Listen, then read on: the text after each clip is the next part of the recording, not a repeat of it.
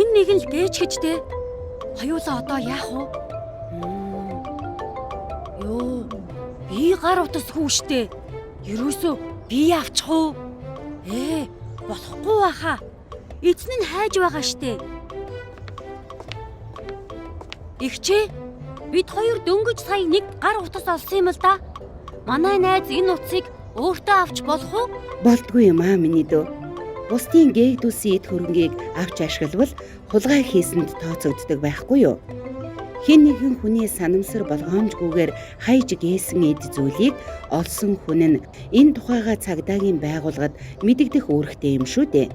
Хэрвээ энэ үүргээ биелүүлэлгүй олсон зүйлийг дур мэдэн ашиглавал хуулийн хариуцлага хүлээдэг юм аа. Ойлгов уу хүүхдүүд ээ? Ойлголоо игчээ.